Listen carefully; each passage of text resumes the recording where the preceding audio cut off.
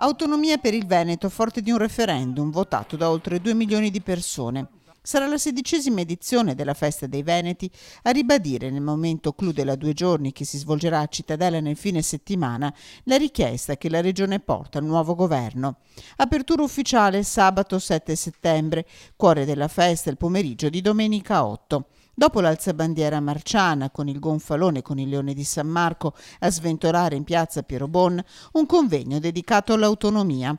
A dialogare Lorenzo Del Bocca, giornalista, il costituzionalista Daniele Trabucco e il direttore delle nostre reti Luigi Bacialli.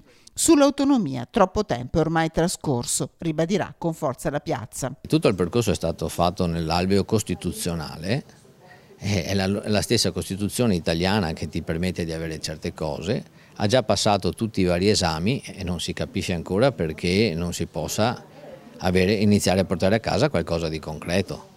Cioè, sembra che appunto gli ostacoli adesso a questo punto sono ideologici, non più legislativi. Noi non ci auguriamo, ma noi vogliamo che venga rispettata questa richiesta, questa espressione del popolo veneto. Il governatore Zaia è sul pezzo da 2 anni, continua ad insistere, purtroppo abbiamo avuto sempre degli stop. Ecco. Non possono più essere accettati blocchi a questa autonomia. Un Veneto accogliente e laborioso, la cui storia merita di essere conosciuta, raccontano gli organizzatori della festa. La nostra cultura non è stata valorizzata come si deve, non è stata portata nelle scuole, non è stata fatta conoscere a tutto il popolo veneto, ma semplicemente agli appassionati come noi e come tanti altri. Però c'è bisogno di farla conoscere. Durante la 2 giorni sarà possibile firmare per il riconoscimento della lingua veneta, ma accanto a riflessioni e battaglie ci sarà il divertimento, con banchetti, stand gastronomici e spettacolo,